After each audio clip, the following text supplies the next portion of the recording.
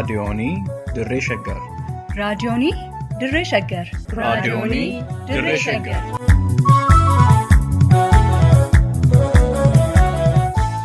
Raadiyoonii Dirree Shaggar. Raadiyooniin Dirree Shaggar torbaan guutuu guyyoodhaan galgalatti sa'aatii tokkorraa eegalee hamma sa'aatii tokkoof walakkaatti dambalii gabaabaa meetir baandii 19 kiiloo heerzii 15,415 irratti qophii dabarsuu amma jalqaba. Raadiyoonii Dirree Shaggar.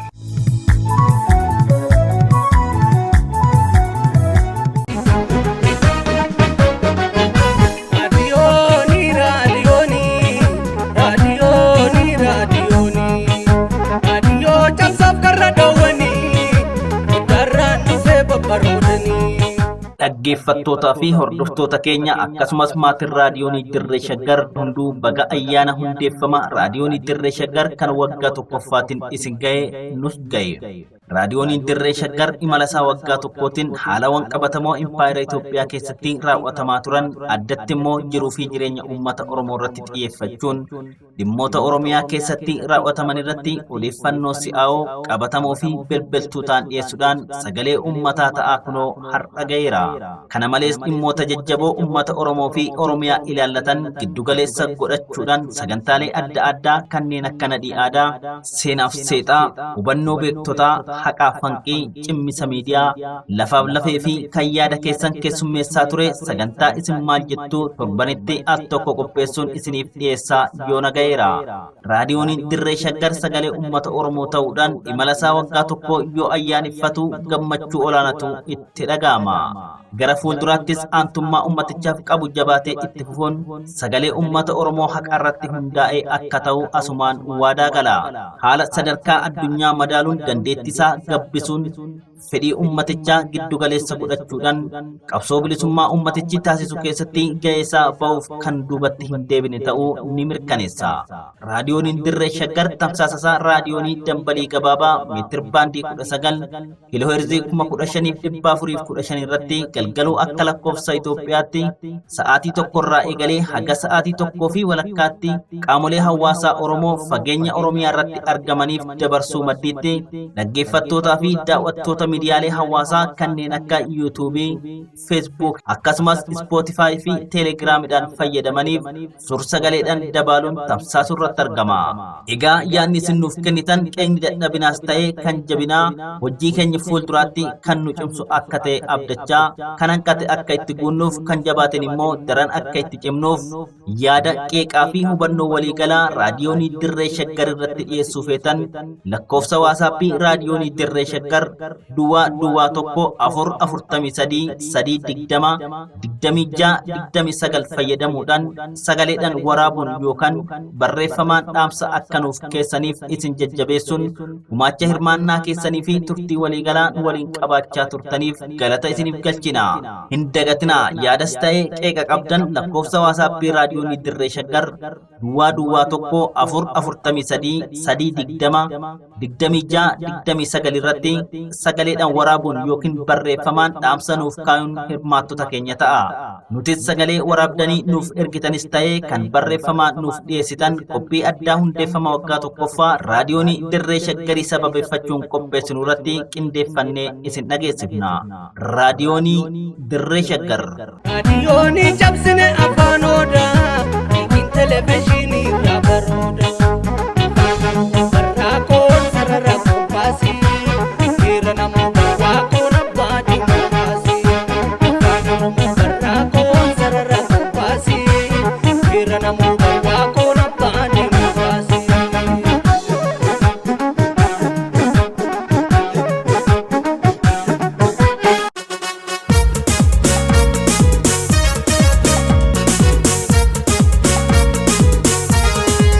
Isin maal jettu?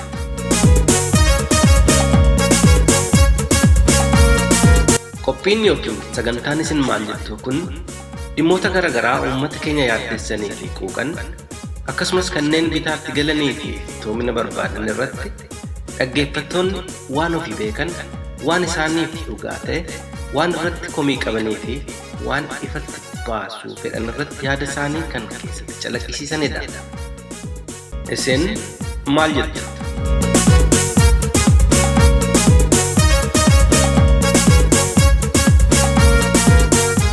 Dhaggeeffattoota raadiyoonii Dirree Shaggar akkam jirtu? Sagantaa isin maal jettu har'aatiin yaadawwan isin hordoftoonni keenya nuu kennitanii fi yaadannoof immoo sagantaalee waggaa darbe kanaaf qilleensarra oolchaa turre keessaa kan qindeeffanne isiniin geenyaa nu caqasaa jenna. Isin dhaggeeffattoonnis yaadawwanii fi qeeqa qabdan lakkoofsa waatsaappii raadiyoonii Dirree Shaggar Duwwaa 1 443 irratti yoo nuuf ergitan hirruu keenya guuttachuuf jabina keenyan itti fufnee daran hojjechuuf nu gargaara. Egaa haga xumura sagantichaatti akkan waliin turtan ni abdanna. Baga dhaloota waggaa tokkoffaa raadiyoonii Dirree Shaggariin isin ga'ee nus ga'e. Raadiyoonii Dirree Shaggar nan dhaggeeffadha. Sagantoota raadiyooniin Dirree Shaggar qopheessee dhiyeessu keessaa sagantaan ani baay'ee jaalladhu. Tokko seenaaf seexaadha. Lammaffaanis maal jettu. Sadaffaan lafaa fi lafee. Isaan kana baay'een jaalladha. Sagantoota raadiyooniin Dirree Shaggar qabu hundumaa nan jaalladha garuu isaan kana addatti hin jaalladha. Ilaalcha addaa fi addaan qabaafis xiyyeeffannoo addaan qabaafis. Isin maal jettuun yaada hayyootaati. Concurrent political situation haala siyaasaa amma ta'aa jiru irratti yaada isaan qaban yeroo hundumaa reflect godhu. Ilaalchi namootaa maal fakkaataan immoo akkamittan ilaalaa jira. Isa jedhu akka of laalletti keessatti ilaaluudhaaf biyyis maal irra jirti isa jedhu ilaaluuf. Isin maal jettu isa jedhu na sirriitti dhaggeeffadha. Lafaaf lafeen immoo waan walitti qabee Oromoon ittiin cabee waan ta'eef lachuunsaa caba Oromooti. Oromoon lafaanis hin cabe lafeedhaanis hin cabe. Isa kanas baay'een jaalladha. Seenaa fi seexaanis akkasuma. Oromoon seenaas qaba seexaas qaba garuu seenaa fi seexaa isaaf malu hin arganne lamaan saayyuu jalaa jallifameera seexaansaas seenaansaas. Sagantoota raadiyoonii Dirree Shaggar keessaa kun haa badu otoo hin jedhu kan hin jedhu hin qabu yookaan kun otoo kanaan bakka bu'ee kan hin jedhu hin qabu. Haqaa fi hanqii hubannoo beektotaa seenaaf seexaa isin maal jettu lafaaf lafee cimmisa miidiyaa nadhii aadaa kana hundumaa keessaa filadhu naan jettanii hundumayyuu wal qixxan filadha waan ta'eef kuni kanaan bakka haa bu'u kuni haafuu jedhu hin qabu hundi isaaniiyyuu dhamaa fi dhandhama qabu waan ta'eef akka ciminaatti wanti ni sagantaalee raadiyoonii Dirree Shaggar irraa hubadhe miidhaan Oromoo yookaan immoo Oromoon hamma ga'u kan inni beekamuu dhabeef hanqinni isaa miidiyaa akka inni ta'e beektanii karaan inni seenaa isaa ibsatu seexaa isaa ibsatu quuqaa fi gadoo isaa karaan inni ibsatu gootummaa isaa aadaa isaa karaan inni addunyaatti beeksifatu amma ga'u Oromoon maal miidhame maal dhabe isa jedhu beeksisuudhaa fi sagantoonni isin filattanii irratti hojjettan cimina guddaadha. Fakkeenyaaf haqaa fi hanqii Oromoon akkamitti haqa isaa dhabe maaltu haqa Oromoo keessa hanqifame kan biraa seenaaf seexaa seenaan Oromoo akkamii gootonni Oromoo mana hidhaa keessa mana hidhaa Habashaa keessatti yeroo hidhamanii dararaman akkam turanii tummoonni sirnoota Habashaa maal gochaa turanii isaan kun dhaloonni yoo kana beekanii seenaa Oromoo seexaa Oromoos beekaa dhufu bor Oromoon kun maal ture akkam ta'e nuti immoo akkamitti aduudhaa Oromoon qabu kana jabina Oromoon qabu kana fuunee baafna jedhanii dhaloonni akka hamilee godhatuuf waan dhaloonni kaleessa hin beekne irratti beeksisuudhaaf sagantaalee akkas mimmiidhagoof mimmi'aawoo kan irratti hojjechuun keessan aadaan Oromoo maal akka fakkaatu nadhii aadaatiin boruuf immoo dhaloota egereef kuusaa ta'e akka taa'uuf cimmisa miidiyaa isaan kana irratti hojjechuun keessan ciminadha. Keessattuu immoo naannoo Shaggar Oromoon naannoo Shaggar jiru akkuma maqaan keessa raadiyoonii Dirree Shaggar jedhu Shaggar maal turte Oromoodhaaf Shaggar lafa Oromoo turte har'a garuu masaan Oromoo taate deebitee Oromoo waraanaa jirti. Shaggar dur lafa horaa turte lafa tolaa turte Oromoon naannoo hora Finfinneetti dhufee loonsaa horaa obaafata lafa horaati lafa tolaati lafa dhiigni irratti hin banneedha turte. Erga mashashaan dhufee irratti galee garuu gidiraa barte lafa gidiraa taate Finfinneen lafa horaa turte lafa gidiraa taate har'a Oromoon gidiraa meeqa irratti argaa jira. Kanaaf dhaloonni egeree akka hubatuu fi qophii keessan keessatti waan adda addaa qabattanii dhiyaattaniif cimina guddaadha kuni galata qabdu. Hanqinni keessan hanqina keenya anaan akka kootti hanqinni keessan hanqina kooti. Kanaaf bakka hanqina keessanii immoo sin jajjabeessuu yaadaanis humnaanis beekumsis yoo jiraate beekumsaan maallaqas yoo qabanne waan qabnu sin faana dhaabanne kana caala akkasin guddattan akka miidiyaa gaanfa Afrikaatti miidiyaa guddaa akka taatan isin arguudha malee hawwiin koo hanqinni isin qabdan natti mul'anne. Hopefully miidiyaan kun guddatee ba'ee raadiyoon irraa gara televezyiiniitti guddate televezyiinii akka Al Jazeera akka CNN akka BBC sagantaalee gurguddoo qooqa garaagaraadhaan loqoda garaagaraan hojjetu ta'ee miidiyaa guddaa baha Afrikaa kana ta'e arguun hawwa. hunda dura hundeessitoonni miidiyaa jabaa kanaa akkasumas immoo hojjettoonni ogeeyyiinii fi jaalattoonni akkasumas immoo hordoftoonni miidiyaa kanaa baga kabaja hundeeffama keessa waggaa tokkoffaa isiniin ga'e baga walumaan geenyeen isiniin jedha. Ani raadiyoonii Dirree Shaggar yeroo hedduu nan dhaggeeffadha. Sagantaa keessanis guddoodhaan jaaladha. Ani asuma biyya keessa taa'ee jechuu sagantaalee keessan babbareedaa sagantaalee akka nadhii aadaa lafaa fi lafee akkasumas immoo hubannoo beektotaa sagantaawwan babbareedoo akkanaa kana qabdu guddoodhaan isin jaaladha. Jabaadhaan isiniin jedha. Sagantaalee keessan keessa sagantaan ani irra jaaladhu sagantaalee keessan hundayyuu qixan jaaladha jechuun nan danda'a. Sagantaalee daran jaaladha sagantaa nadhii aadaati. Sagantaa nadhii aadaa baay'umaan jaaladha. Isiniin sobu guddumaan jaaladha saganticha. Waan inni isin qeequ qabu yeroo gabaabaa kana keessatti sagantaawwan akkanaa kana gama aadaatiin sagantaa nadhii aadaa qabdu lafaa fi lafee qabdu odeeffannoon isin hojjettan immoo ta'iiwwan waayitaawoo yeroo ammaa kana akka dansa ibsu kanaafiyyuu sagantaan kanaan osoo bakka bu'ee jedhu hin jiru. Jabaadha waan amma jiru irratti jabeessa. Garuu yoo danda'ame sa'aatii nu jalaa gabaabbataa dheeressuu yoo dandeessan hundeeffamtanii reef waggaa tokko guutuuf jirtu. Waggaa tokko keessatti hamma kana deemuun ajaa'iba dhugumaanii. Garuu hin hafa. Oromoo miliyoona 60 bira geessu saba biraa afaan Oromoo baree hedduutu isin caqasaa kan hunda bira ga'uudha. Sa'aatiin isin qabdan gabaabduudha. Sa'aatii kana dheeressuu danda'uu qabdu jabaattanii aksesii uummanni baadiyyaattis raadiyoo harkaatiin portaabiliidhaan irratti argachuu danda'u yoo ta'e gaariidha. Ammas irra deebi'ee baga kabaja waggaa tokkoffaa hundeeffama raadiyoon Dirree Shaggar nagaan geessanii baga walumaan geenye addatti hojjettoota dhaabbatichaa gaazexeessitoota jajjaboo akkasumas immoo ogeeyyii teeknikaa hooggantoota fi daayirekteerota dhaabbatichaa guddoodhaan isin kabajaa guddoon isin jaaladha. Baga geessaniin isiniin jedha. Asumaanis immoo hordoftoonni raadiyoon Dirree Shaggar dhaggeeffattoonni fi dinqisiifattoonni isaa baga geessanii baga walumaan geenye nama bara ejeris kabaja hundeeffama isaa waggaa lamaffaa kabaju nunaa jedhu rabbi jabaadhaa isin cinaa jirra ulfaadhaa. Raadiyoon Shaggar raadiyoo dhiyeenyatti dhufee immoo hojiiwwan ciccimtuu hojjechaa jirudha. Hojiiwwan inni hojjetu keessatti odeeffannoowwan Oromiyaa keessa jiran rakkinoota yeroo uummanni Oromoo hanqina sagalee isaa dhabetti sagalee taati jira. Kun waan jajjabeeffamuu qabu. Hojiiwwan inni jajjabeeffamuu qabu keessaa odeeffannoowwan oduun galgala irraa dhiyaatu oduuwwan baay'ee babbareedaa ta'edha. Yeroo marayyuu galgaluuti kan hordofanii yeroo hunda sagantaalee idilee isaatiin hordofa. Odeeffannoo gamtokkee gama raadiyoo Shaggariin argadhaa jechuu barbaadeeti. Raadiyoon Shaggar cimina mataa isaatis ni qaba. Ciminni inni mataan isaa qabaatu keessattuu sagantaaleen akka oduudhaa sagantaaleen akka seenaalee garaagaraatii fi lafaa fi lafee keenya kan jiru baay'ee sagantaawwan hawwataadhaa fi ani sappoortii godhu yookaan immoo ani jajjabeessu keessaa tokkodha. Sagaleeleen achi keessatti namoota oduu dubbisanii fi sagantaalee dhiyeessanitti hundinuu bareedaadha jenna. Ciminni jiru ciminoota baay'ee jajjaboo ta'anii ciminoota sagantaalee odeeffannoo oowwituu oolmaa guyyaadhaa galgala dhiyeessuun isaa ciminoota jiranii guyyumatti oolee haala Oromiyaan guyyaa keessa oolte galgala dhiyeessuun kallattii hundaan dhiyeessuun baay'ee hojii jajjabeeffamuu qabudha. Miidiyoota hedduu kanneen cabsa keessaa miidiyaan sagantaalee hojjetamuu fi akkasuma oduudhaa fi bal'ina oduu akkasuma immoo gabaasa isa dhaqqabe kan dhiyeessu sagaleeleen kun adda ta'uu qaba. Miidiyaaleen keenya baay'een namootuma tokkotu sagalee tokkoon sagantaas hojjetee gaaffii deebii taasisee akkasumas kaan godha waan ta'eef kun sagaleen adda addaa yookaan immoo loqonni Oromiyaa keessa jiru kan adda addaa otoo achirratti oduurratti sagantaalee kanneen hojjetanis humniti namaa dabalamtee kan jennu sanii miidiyaalee ammaan tana jiran keessaa yeroo dhiyootti dhufee bakka yaadamne ol socho'aa jirudha. Kana caalaa gaa itti fufa jennee yaanna waggaa tokkoffaa hundeeffama raadiyoo Shaggariin dhaggeeffattootaa fi hordoftoota isaa hundaan hojjettoota isaa hundaan baga geessan jechuudha barbaannaa galatooma. Oromoon haga baay'ina isaa hanga bal'ina dacheesaa fi hanga faca'insa addunyaarra jiruun miidiyaa hedduu akka hin qabne beekamaadha. Haa ta'uutii yeroo ammaa kana raadiyooniin Dirree Shaggar banamee kabaja ayyaana isaa hundeeffama isaa kan waggaa tokkoffaa kabajachaa kan jiru ta'uusaa ni beekna.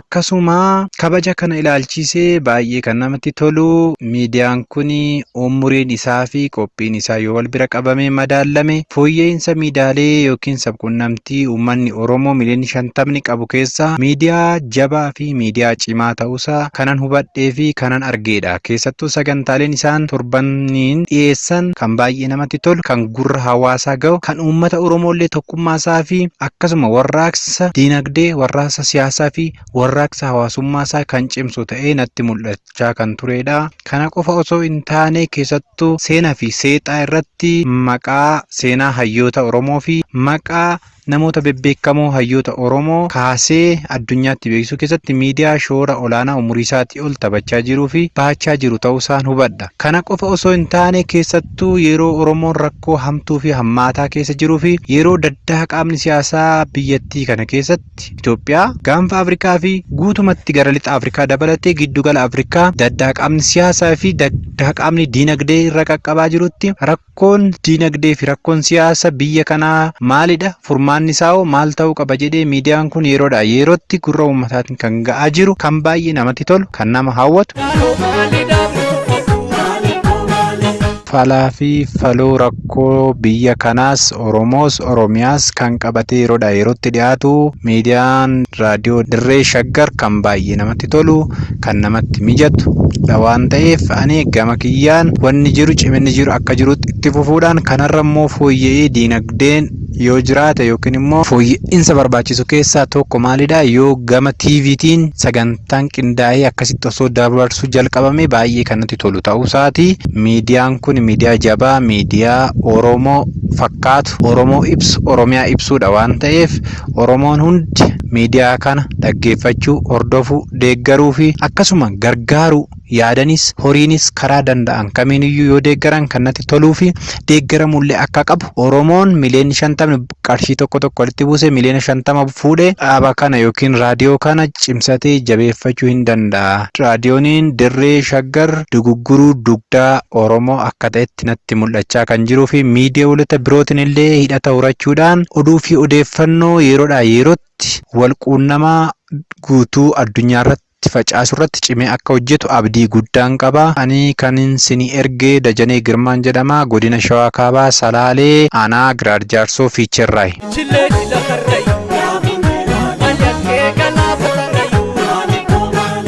Qophiin keessan hunduu baay'ee namatti tola, baay'ee gaariidha. Haala biyya Itoophiyaa tun keessa jirtuu fi haala uummanni Oromoo, rakkina uummanni Oromoo keessa jiru kutaalee adda addaa keessatti hordoftanii gabaasuu keessan irratti baay'ee gaariidha. Kana caala cimtanii rakkoo uummata Oromoo bakka mara uummata Oromoo irra gahaa jiru kana itti fufuu qabdanii. Uummanni Oromoo rakkoo cimaa keessa jira. Rakkoo uummata Oromoo kan yeroo hordoftanii kana gabaasanii uummata biraan nu ga'uu fi rakkoo kana uummata addunyaa biraan nu ga'uudha keessan baay'ee gaariidha. Keessattuu akka uummata Wallootti miidiyaan kun uummata Walloof baay'ee waa'ee uummata Walloo baay'ee irra deddeebiidhaan kan hordofee gabaasaa jirudha. Kanaafuu kana caalaa uummata Oromoo kana uummata Oromoo Walloo kanaaf sagalee taatanii sagaleen kun akka dhageettii godhatuu fi akka rakkoon uummata kanaa uummata addunyaatiif dhagahamu godhaa jirtanii. Kanaafuu galatoomaa, jabaadhaa, jajjabaadhaa, waliin jirraa. Sagalee uummata keessanii ta'a. Rabbi isin milkeessuu, gaddaan gaddaa bilisummaa ta'uu isinin jedhaa Walloo irraahi. Baga hundeeffama reediyoonii Dirree Shaggar waggaa tokkoffaan isin gahee baga nuun gahe. Reediyooniin Dirree Shaggar waggaa kana guutuu keessatti rakkoo uummata Oromoo keessatti kutaa adda addaa keessatti tahaa jiru funaanee gabaasuudhaan sagalee ta'uudhaan uummata addunyaa dhageessisuudhaan shoora olaanaa taphachaa as gahe. Keessumattuu uummata Oromoo Wallootiif yeroo yerootti guyyaa guyyaan rakkoo uummata Oromoo Walloorraan gahaa jiru hordofee uummata addunyaaf dhageessaa sagalee saba cunqurfamaa ta'ee kan hojjetaa as ga'eedha. Ammas kana caala jabaatee akka hojjetu abdii guddaa irraa qabna. Sagalee cunqurfamootaa ta'ee as gaheera. Nuyis abdii guddaa irraa qabna. Jajjabaadhaa, waliin jirraa. Hanga Oromiyaan bilisa baatee sagalee saba cunqurfamaa ta'uu irraa duuba akka hin deebine nutis bira jirraa. Rabbiin bilisummaadhaan walannoo adeebisuun jedha. Jajjabaadhaa Walloorraa.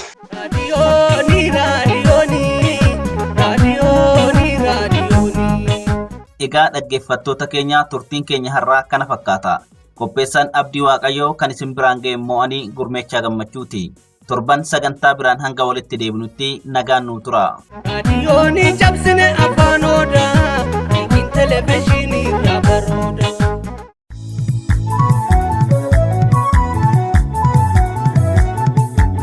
raadiyoonii dirree shaggar.